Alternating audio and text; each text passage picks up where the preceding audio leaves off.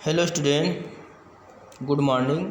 Welcome to online class GPS. तो बच्चों, आज जो है हम अर्थशास्त्र में बाजार के विस्तार को प्रभावित करने वाले तत्व जो है आगे पढ़ेंगे आज छठवें भाग में। तो चलिए स्टार्ट करते हैं बच्चों। ध्यान देंगे आप लोग, है ना, बाजार के में। और सभी बच्चों को अच्छे से ध्यान से पढ़ना है बच्चों, तभी आपको समझ आएगा, है ना। तो अगला देखते हैं इसमें बाजार के विस्तार को प्रभावित करना होता है तो किस प्रकार करते हैं। ठीक है बच्चों।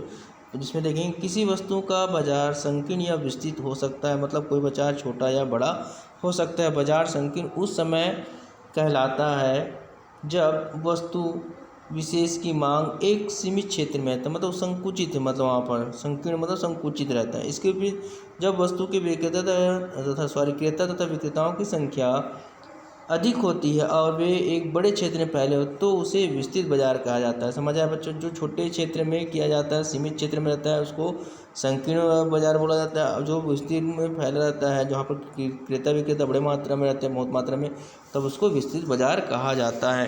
किसी बाजार के विस्तार को प्रभावित करने वाले तत्व को मुख्य रूप से दो भागों में विभाजित किया गया। पहला वस्तु के गुण या विशेषता के अनुसार, दूसरा है देश की आंतरिक स्थिति के अनुसार। तो पहला देखते हैं वस्तु के गुण एवं विशेषताएं के अंतर्गत बच्चों यहाँ पर। ठीक है, तो यहाँ पर कैरेक्टरिस्टिक्स ऑफ द कोमोडिटी। तो उसमें देखें किसी वस्तु के विस्तृत बाजार के लिए उस वस्तु में निम्नलिखित विशेषता होनी चाहिए। पहला सर्वव्यापक मांग, मतलब यूनिवर्सल डिमांड, मतलब सभी सर्वव्यापक, सभी के बराबर। तो बाजार के विस्तार के लिए वस्तु की मांग का व्यापक होना आवश्यक है। जिस वस्तु की मांग जितना अधिक व्यापक होगी, उसी वस्तु का बाजार जो उतने अधिक ही विस्तृत होगा।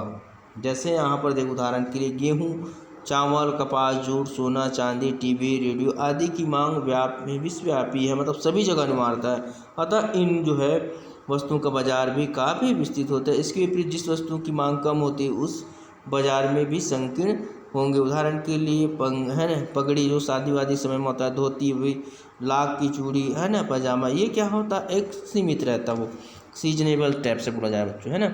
अगला है वाहनीयता, मतलब पोर्टेबिलिटीज। बाजार के विस्तार के लिए वस्तु में है ना, वाहनीयता का गुण होना आवश्यक है।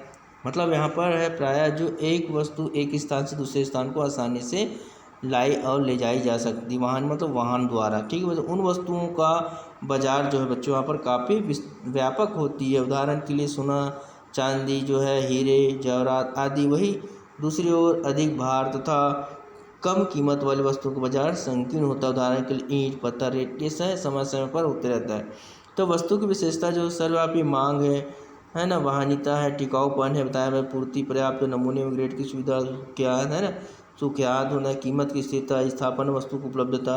इसमें दिया देश की आंतरिक स्थिति में परिवहन एवं संचार के साधन होना बच्चों, श्रम के विभाजन, सुदृढ़ बैंकिंग प्रणाली, सरकारी नीति, व्यापार का वैज्ञानिक तरीका होना चाहिए, शांति में सुरक्षा, व्यापारियों की ईमानदारी, व्यापार की स्थिति। ये जो है वस्तु की विशेषता के अंतर्गत है देश की आंतरिक स्थिति। चलिए आगे देखते हैं बच्चों टिकाऊपन। तो यहाँ पर जो बाजार जो टिकाऊ रहता है, उसको माल जो है लंबे समय तक रहता है, उसको क्या आसानी से क्या खरीद लेते हैं। तो यहाँ पर बोलता है टिकाऊपन, ड्यूरेबिलिटी, है ना।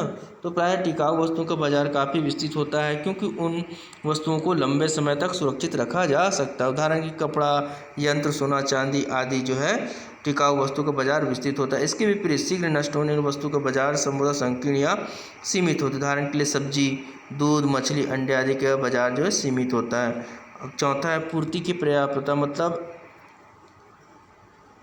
रिक्वेस्ट ऑफ सप्लाई, इक्विसी मतलब आप सप्लाई। जिन वस्तुओं की पूर्ति उनकी मांग के अनुरूप कर ली जाती है उन वस्तुओं का बाजार काफ़ी व्यापक होता है। इसके विपरीत यदि वस्तुओं की पूर्ति उसकी मांग के अनुरूप नहीं बढ़ाई जाती है तो वह उपभोक्ता पर उस वस्तु के स्थान पर किसी दूसरा वस्तु का उपयोग करने लगेगा, फलतः वस्तु का बाजार सीमित हो जाए। जैसे हम देख सकते हैं, अगर जिसकी मांग है उस वस्तु को पर्याप्त मात्रा में नहीं है, उसका स्थापना वस्तु, तो उसको वह उपयोग करना, ज़्यादा उपयोग करने लग जाएंगे जो है ना। इस अगला है पाँचवा, नमूने या ग्रेड की सुविधा। मतलब जिन वस्तुओं के नमूने बनाए, है ना, नमूने बनाए जा सकते हैं, मतलब उन्हीं जैसे, अथवा जिनको ग्रेड या वर्ग में विभाजित किया जा सकता है, उनका बाजार विस्तृत होता है। उदाहरण के लिए गेहूँ, मशीन, है ना, कपास, दवाई, कपड़ा आदि। इसके विपरीत सब्जी, मछली, दूध आदि का ग्रेडिंग नहीं किया जा सकता, इसका बाजार जो होता है सीमित होता है। सुख्यात होता है रिपोर्टेशन,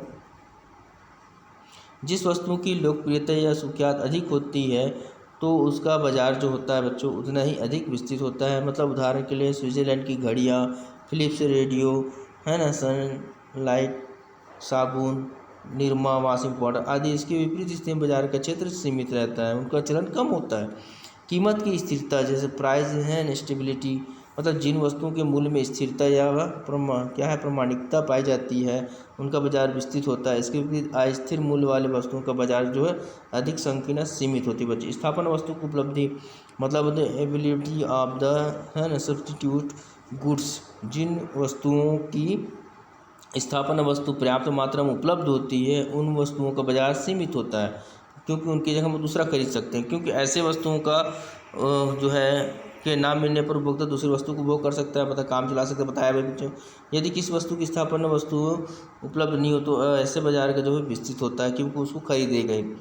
अब अगला देखते हैं देश की आंतरिक दशाएं के अंतर्गत बच्चों यहाँ पर जो बताया गया है देश की आंतरिक दशाएं के अंतर्गत जो है पहला जो बताया गया यहाँ पर परिवहन और संचार के साधन, means of transports and communication, है ना, लाने ले जाने। यदि देश में परिवहन एवं संचार के साधन पूर्ण रूप से विकसित है तो उस देश में वस्तुओं का बाजार विस्तृत होगा, है ना, क्योंकि वस्तुओं को कम लागत पर शीघ्र या सुगमता से एक स्थान दूसरे स्थान पर पहुंचाया जा सकता है बच्चों यहाँ पर। दूसरा है इसी प्रकार टेलीफोन तथा तार, रेडियो आदि संचार परिवहन के साधन भी बाजार को विस्तृत करने में महत्वपूर्ण योगदान देता है। दूसरा है श्रम का विभाजन, मतलब डिवीजन ऑफ लेबर, मतलब जिस प्रकार श्रम जो विभाजन जो होता है उत्पादन वृद्धि में सहायता करता है, ठीक उसी रूप में वह बाजार के विस्तार में सहायक होता है। तो श्रम विभाजन से बड़े पैमाने का उत्पादन किया जा सकता है, उत्पादन लागत में कमी आती है, सूक्ष्म से सूक्ष्म वस्तु का उत्पादन भी आसानी से कर लिया जाता है और वस्तु आकर्षण बनती है। इन सब का प्रमाण जो है बातों के कारण ही बाजार का विस्तार होता है। मतलब यहाँ पर श्रम की वजह मतलब जिसको कार्य जिसकी रुचि के अनुसार उसको दिया जाता है तो कार्य अच्छे होता है यहाँ पर बताया गया।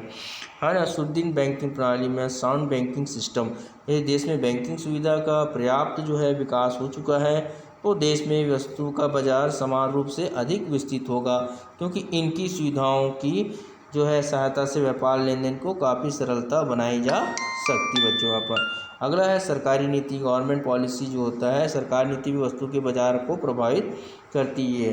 यदि सरकार ने स्वतंत्र व्यापार की नीति अपनाई है तो बाजार अधिक विस्तृत होगा। यदि सरकार ने व्यापार पर अनेक प्रतिबंध लगा रखे हैं तो इसमें बाजार समुचित हो जाएगा, मतलब विकसित नहीं हो पाएगी।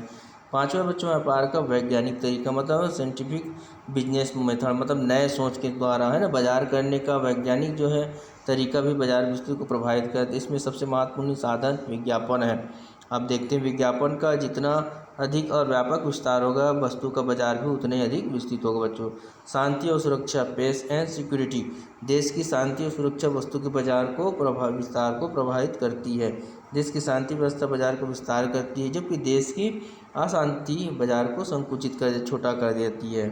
जैसे अगला ये है सातवां व्यापारियों की ईमानदारी। यदि व्यापार ईमानदारी तो उसमें ज़्यादा हम क्या करेंगे, भरोसा करेंगे, उससे ज़्यादा माल खरीदने, उसका बाजार क्या हो जाएगा, विस्तृत बढ़ते जाएगा।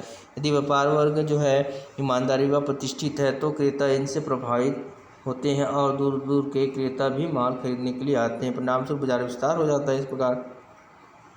ठीक है बच्चों, अगला देखेंगे जो लास्ट जो है व्यापार की स्थिति।